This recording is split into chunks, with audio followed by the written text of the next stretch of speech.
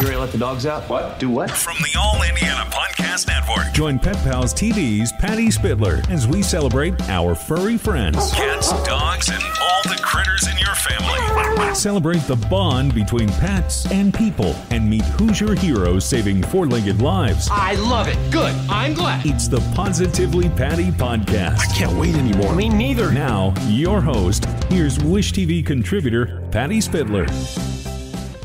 And coming up today, a very emotional, sensitive, and important topic. We're talking about when it's time to let your pet go to the Rainbow Bridge, maybe with some help from your veterinarian. Tom Doc joins us on the Positively Patty podcast.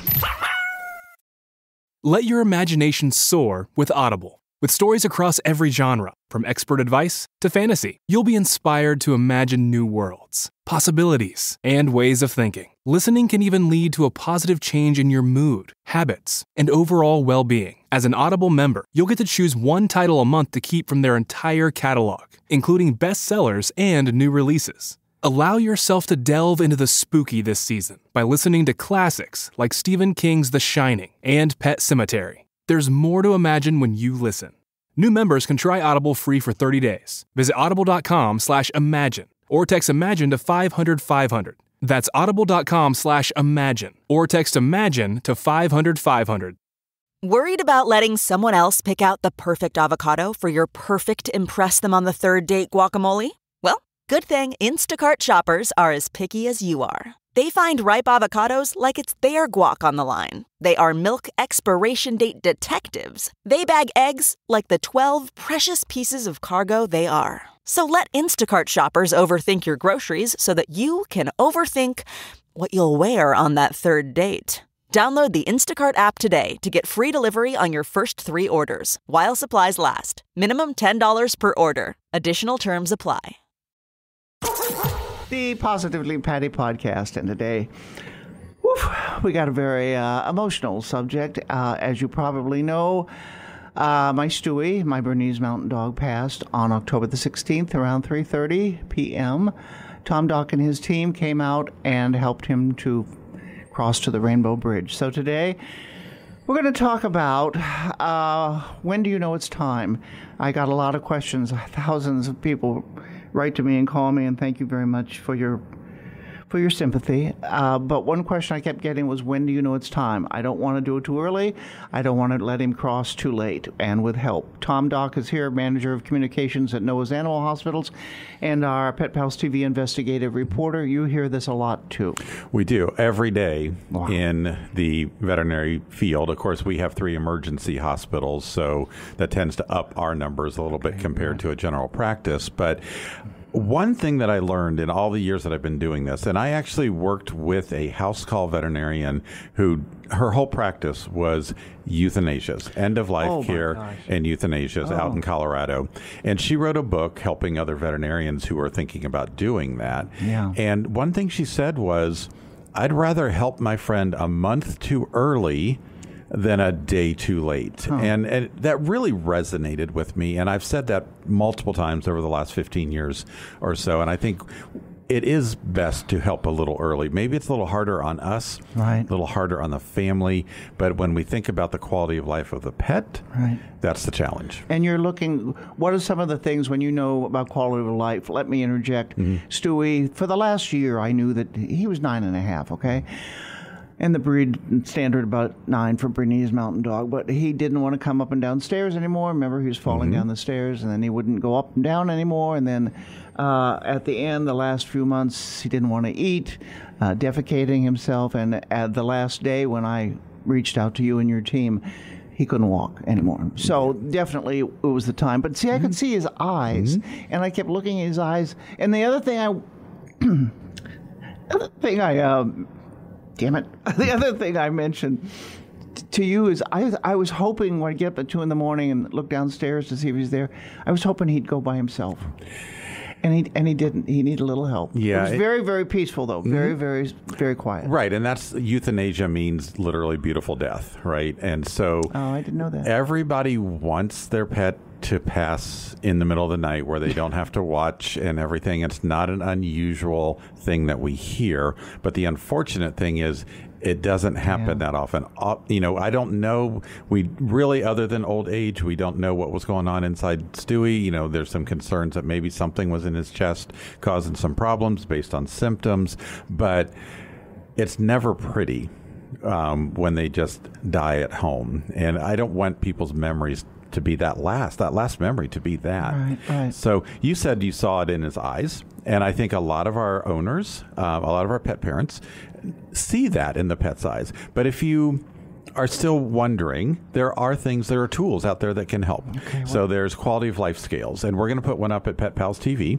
We'll have that up. PetPalsTV.com. Go ahead. Yeah. And so it looks at 7 different areas of the pet's life, and I'm not going to remember them all, but it's hydration status. How well are they drinking? Hygiene. How well are they keeping themselves clean? Yeah. What's their appetite like? How well are they eating? Are they mobile? Can they get up and down, or do they need help with that? Are they having more good days than bad days? Right. And you score all 7 of these categories from 1 to 10 every day. It's you, the pet parent, sitting there. And if they score less than 35, which would be half, right? That means the quality of life is not good, and you've got to make a decision. Yeah. It's either time to let go, or it's time to talk with your veterinarian and say, what else can we do? What other medications are out there? What other diagnostics can we do to try to figure this out? And that's a more personal decision. But you can make a subjective topic objective by using these quality of life scales.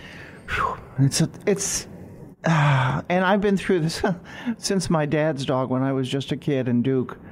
And he was a collie. Back then, they all had collies. Yeah. And Dad would carry him up and down the stairs. And at the end, when they put Duke down, and again, I was just a kid, it's the only time I ever saw my father cry. Yeah. And so all my life, I've had dogs and cats and hamsters and turtles and everything. And you do have to make the decision, and it's never easy. And you mentioned earlier, too, for some people, this is my family. I mean, I don't have any human family, only child, and so my pets are my family, and it's been rough. And I'll say, as wonderful as it's been for everybody talking to me and sending me cards and flowers and everything, it's I read them all and then I choke up again. So thank you for sending them, and I hope the reason someone said to, why are you doing this? Why are you talking about this today? Because I hope it helps somebody else. Pardon my nose sniffling. I hope that they can't talk to you. You have to look at their symptoms and their quality of life and make a decision based on how well you know them. And again, I had Stewie, 9.5 years. I got him when he was about 8 weeks old from a responsible breeder, Jeannie Whitten Smith. And it's not easy. It's never easy at any time. But you did bring up a very important point, too. Yes, we need to consider the pet's quality of life, dog, cat, whatever that pet is. But let's not forget the pet parent's quality of life. If you've got a pet who's going to need extensive hospice and palliative care, and maybe you're older, maybe you have a physical disability, there's lots of reasons that you can say this is just not going to work. Yes, I know I'm going to get some controversy from this because people are going to say, well, you should never put a pet down before their time. But when you have to balance all of these things, your life and the pet's life, what is the pain? What is the pet going to go through as far as pain if you have a surgery done, if you can't handle that animal, if you can't handle the messes and things like that, it's never wrong. Well, I hope this helps some folks. That's again why we're doing this. Do the best you can, to the best of your ability, to the best of your pet's ability, to make him or her comfortable. Right. And again, someone else said, well, were you there with him? Well, yes, I was. I was there. You were there. Right. Your team was there. Rose Pet Memorial was there. They put him in a lovely little casket and took him away. And I'll be getting his ashes very soon, and they'll join all of my other. I'm going to need some more shelves, that's for sure. I got so many. He touched a lot of lives, and I'm so grateful that I had him for as long as I did. I've said this before, so I'll say this again. Know your breed. Bernese Mountain Dog from Bern, Switzerland. That's where the breed originated. And they have a saying, the Swiss do, 1 to 3 young dog, 3 to 6 Good dog, 6 to 9. Old dog, after 9, gift from God. Yeah, So- and Stewie definitely was a gift from God for all of us, whether you're, in your family or for me or everybody who's listening, everybody, all the Pet Pals family as well. Definitely, he was an angel.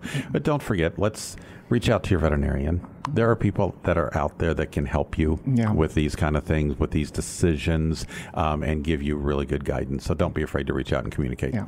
And you're not just a professional. You also have 4 doggies at home, 4 Mastiffs. And 3 of them, this week, 2 of them turned 7. Oh, my God. Last week, 1 turned 9. Oh. And bigger breeds don't live as long. I know. Then we've got little Kratos, who's just going to be 4 in December. Yeah. But that I'm not looking forward to the next couple of years. And, we've got lots going on with all those dogs. But here's something I just thought of, too. Stewie loved everybody. He was good people, animals, little squirrels, little dogs. But the one dog he didn't like, remember? Yep, he was my dog, Orion. It was your dog, and they met in the hall, and Stewie barked at him, and he was going to lunge at him. And you told me he was doing that. Why? Well, he was surprised by Orion, and he was watching over you because he had never seen this dog before. And it was a big dog. Right, a big dog, and we were in an enclosed space, and, all these things can trigger that kind of behavior. Yeah, I never saw Stewie have any other problems with dogs, but Orion is bigger than he is, almost twice his size, and Orion snuck up on him. And so I don't blame Stewie at all for barking at him. It startled me too. I'm like, what? Well, and they didn't have any time to get accustomed to each other, so it was a little startling. So, Tom Doc, you're wonderful. I thank you and the No-Nose Animal Hospitals. Mike and Dr. Mike Thomas and Crystal Thomas are wonderful. They've helped us with so much. And what else can I say? Thank you. It's our pleasure, and the whole family sends the condolences about Stewie. So. Okay. That's it for the Positively Patty podcast. Again, go to petpalstv.com. You can find more from Tom Doc on there. Keep calm and contact Tom, and he can answer your questions as well. So until next time, Positively Patty podcast. Discover more pet-friendly stories at petpalstv.com and stay with Wish TV online at wishtv.com and when you follow Wish TV on Facebook. Be sure to like and subscribe to this podcast and discover more great podcasts from the All Indiana Podcast Network now at allindianapodcastnetwork.com.